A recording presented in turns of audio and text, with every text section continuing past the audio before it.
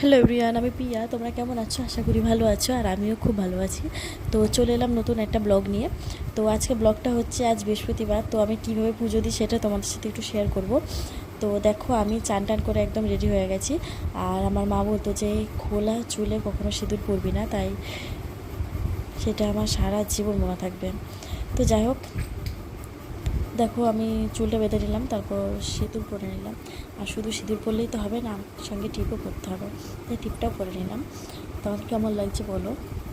তো যাই হোক, তোমরা প্রথম থেকে শেষ অবধি ব্লগটা দেখতে থাকো, ঠিক আছে? তো চলো এবার যা পুজোতে।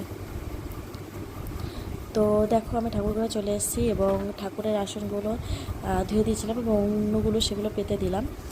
তো এরপর এক এক করে ঠাকুরকে মুছে মুছে তারপর সিংহাসনে বসাবো। তো ঠাকুরকে এখন মুছছি এবং মুছে মুছে সিংহাসনে এক এক করে বসাবো। তো সব তো ভিডিও করা যায় না, তাই ছোটো ছোটো করে কেটে কেটে ভিডিও করেছি, না ব্লগটা অনেকটা বড় হয়ে যাবে। তো যাই হোক, দেখো এরপর আমি চন্দন মেখে নিচ্ছি।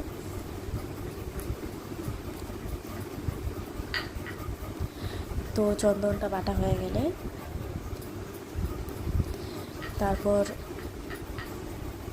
তুলসী পাতা এবং তুলসী পাতা চন্দনের সাথে ঠেকিয়ে নারায়ণ এবং কৃষ্ণ ঠাকুরের বুকে এবং নারায়ণের চরণে দেব। তারপর এক এক করে সবাইকে চন্দন পরিয়ে দিয়েছি, দেখো।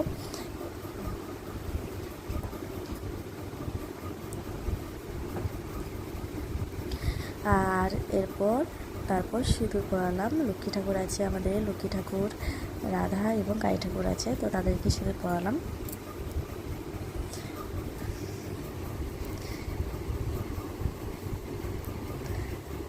তো সিঁদুর টিঁদুর পরিয়ে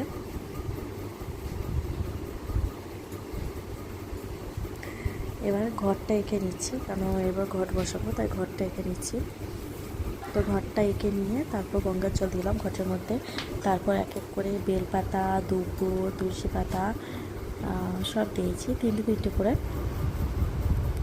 আর সঙ্গে ফল থাকলে কোনো ফল, বা সুপারি থাকলে সুপারি দিয়েছি আমি, মানে ফল আমাদের ছিল না একটা এক্সট্রা, সেজন্য আমি সুপারি দিয়েছি। তো তারপর দেখো এক করে ঘরটা পেতে দিলাম।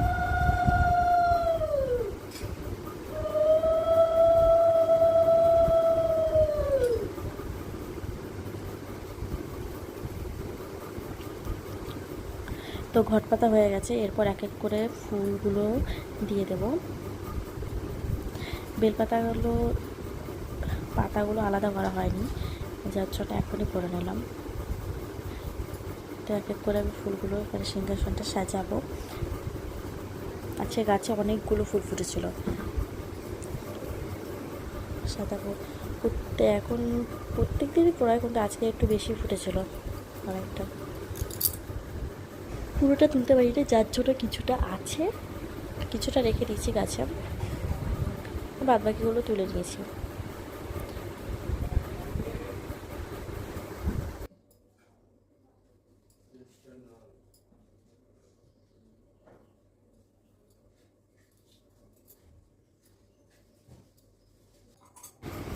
তারপর জল সংকটে জল ভরলাম এবং তারপর দিয়ে দিলাম। তো দেখো, তো তারপর ফলগুলো আমি ধুয়ে নিলাম, ফলগুলো ধুয়ে নিয়ে এবার ফলগুলো কেটে নেবো, ঠাকুরকে প্রসাদ দেবো।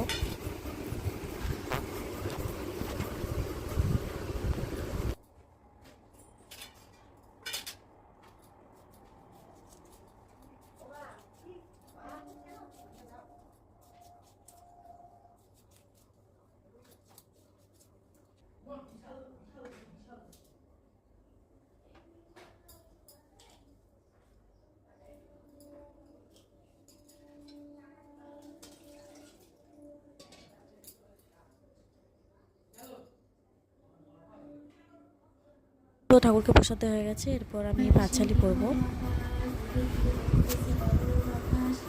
দেবী বামে করি বসে নারায়ণ, করিতেছে নানা কথা সুখের আলাপন।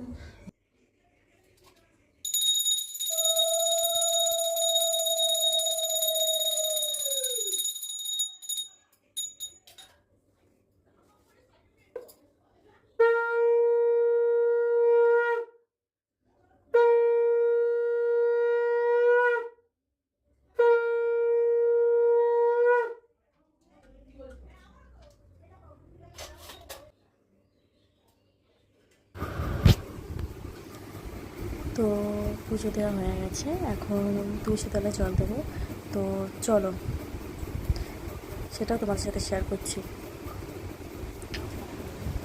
তো দেখো আমি তুলসী গাছে জল দিচ্ছি এবং তুলসী গাছে জল ঢালার সময় কী বলছি।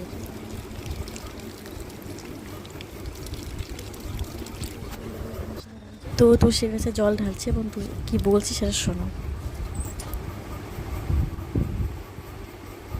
তুলসী গাছে জল ঢালার সময় বলতে হয়, তুলসী তুলসী নারায়ণ, তুমি তুলসী বৃন্দাবন, তোমার শিরে ঢালি জল, অন্তিমকালে দেহস্থান।